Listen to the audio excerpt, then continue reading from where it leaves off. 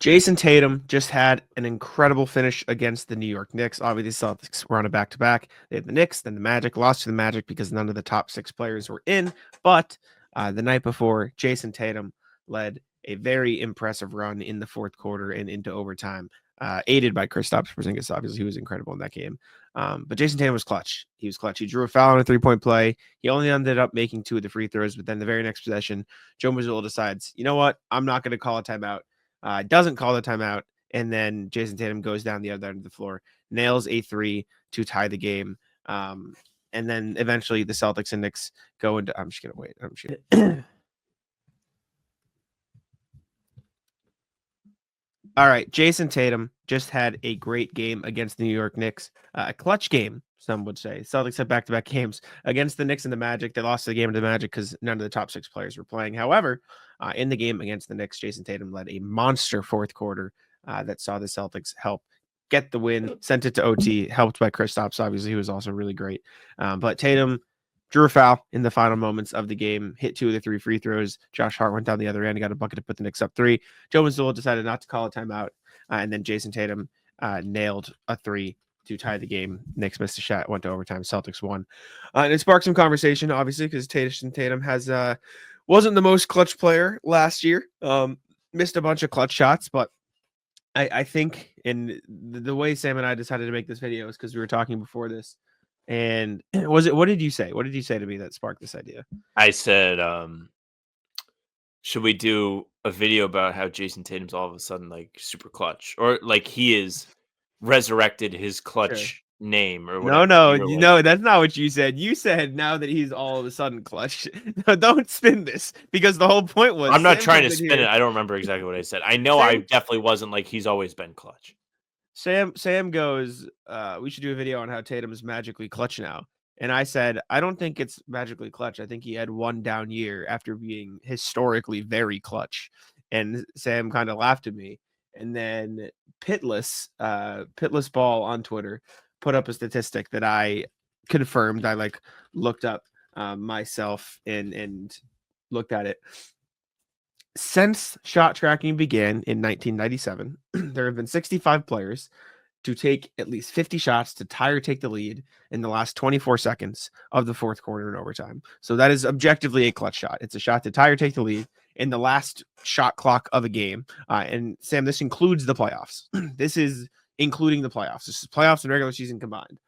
Of those 65 players who have taken at least 50 of those shots, Jayson Tatum is 22 of 58, which is 37.9%, which is the second best percentage of any of those players in the last almost 30 years.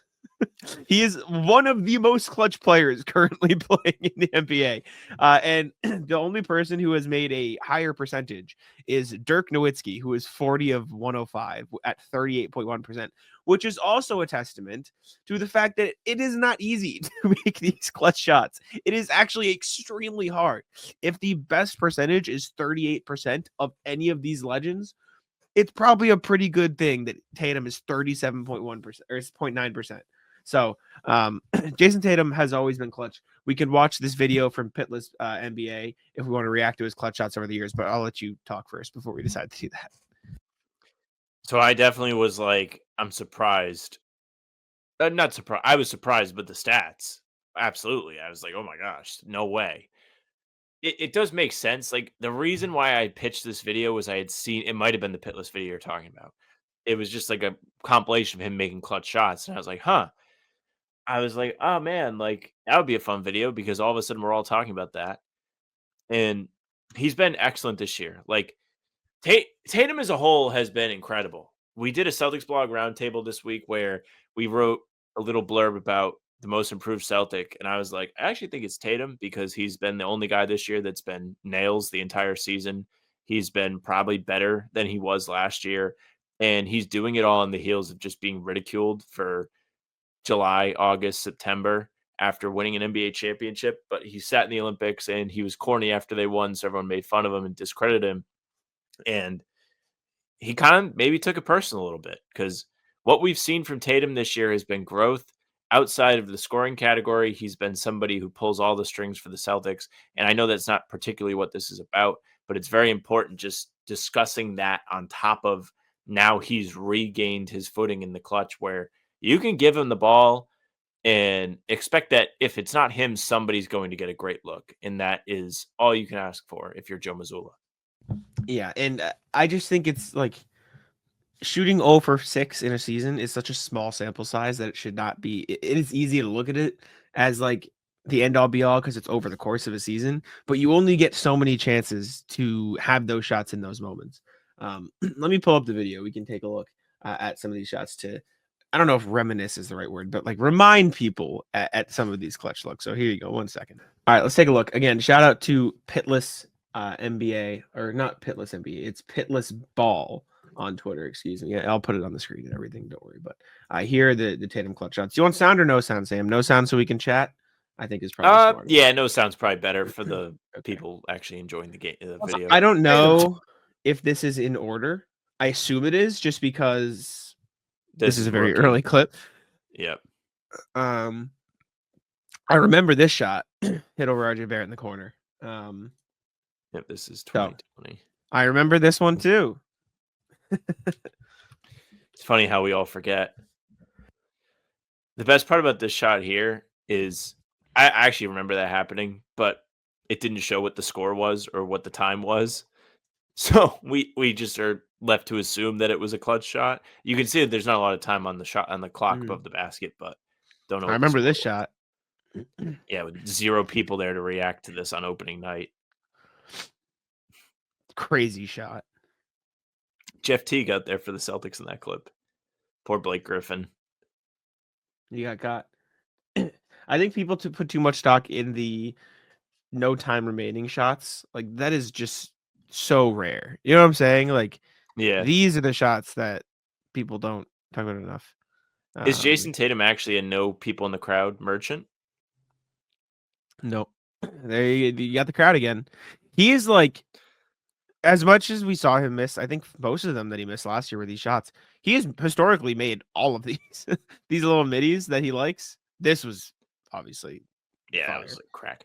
It's funny, a lot of these shots came against his former teammates. Like we had Blake Griffin, Torrey Craig, who was on the Pacers for that one, and then Kyrie. Just like sprinkled in there that he's done to people he's played on the same team with. The Philly one, followed by Embiid's heave. That was an incredible dopamine hit. This year? No. Yeah. Yeah. No? What? Oh no, that was last year. That was the streak versus streak game. The Celtics undefeated at home. Pistons this shot was lost crazy. $1 billion in a row. This shot was crazy.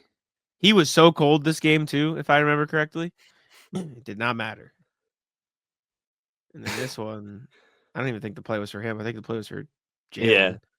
And then just 6 plays. So that's 1 this year. This is 2 this year. Yeah, we were at that game. And no one 3. This one's the sickest one because you have the courtside clip of him staring at the camera. 3 this year. Yep. And then this is gonna be 4. So it's 4th this year. Nasty move. Also, by the way, nasty move. I was thinking about this as I saw the clip again. What is OG doing? They're up 3. Just why are you even guarding him inside the perimeter? I think he got snatched. I think his ankles got taken. I don't think he tried to. But the reason why he got snatched is because he commits to guarding the drive.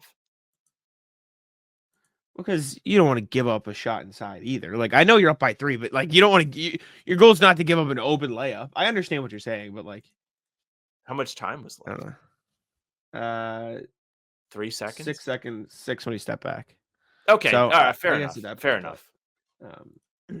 I can see that. It's hard. It's hard to put a spot. I'm also curious. I don't know how long it's going to take me to look up, but so I'll try to do it right now. I wonder who has had the most of those shots this year. So I'm just going to keep the same parameters and do this year only, but I won't put a minimum on attempts. But just shots to tie or take the lead in the fourth quarter overtime in the last 24 seconds of the game. So the final shot clock of the game. We're talking about clutch player of the year, right? Well, Tatum has made the same amount of shots as anybody in those parameters.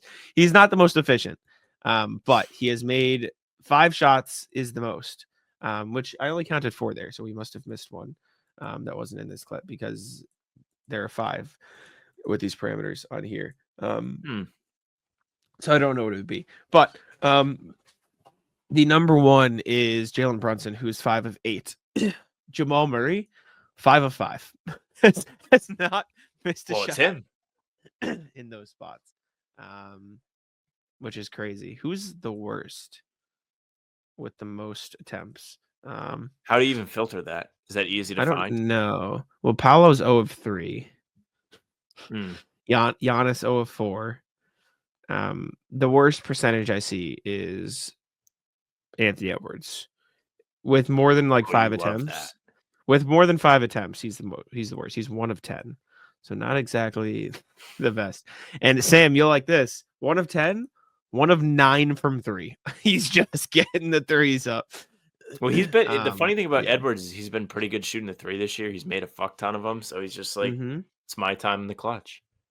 Yep. In context, Tatum has taken, he's 5 of 9, 3 of 5 from 3. So that means he is 2 of 4 Not bad. from 2. Pretty good. But Tatum, clutch historically, and now again this season. Let us know what you think down below. Appreciate y'all for tuning in. Make sure to leave a like, subscribe, and I'll let Sam take it out. Yeah, thank you very much for listening and watching. Make sure you leave a like, comment, subscribe. Tell us what you think of Tatum. I'm sure you guys all love him. You can also subscribe and hit the bell. We're here every single day with new content. Full pods drop Tuesday, Thursday, Sunday. Game recaps are up the morning after each game. And other videos like this one are on the channel in between to keep you up to date with all things Celtics. You can also find Jack and I streaming pregame live for a half hour before each tip-off right here on the channel. So come hang out. Chat is all good people. You can watch us put in our prize picks for the night, moments before disaster, and then you can also see us play GeoGuessr. Make sure you subscribe for all of it again. You can find us on Spotify and Apple as well. We're doing all the pods and recaps there audio only, so if that's all you need, go ahead and follow. They'll go right into your feed every single day. Leave a 5-star review. We'd appreciate that very, very much. Tell your friends. Do that. You can email us, hbtcpod@gmail.com. We'll be recording a pod sometime on Saturday, so get them in. Want to hear what you're feeling heading into the play-in tournament as we all sit upon the throne and look down at the plebeians dueling in the Coliseum for a chance to get the break speed off them by the Celtics. hbtcpod@gmail.com. Our socials. All right, how about them C's for Twitter, Instagram, and TikTok? Facebook's the name of the podcast. All streams are there. They're on YouTube. They're on Twitter. Jack's Twitter's at Jacksman NBA. Mine's at Sam LaFrance NBA. That's it for us.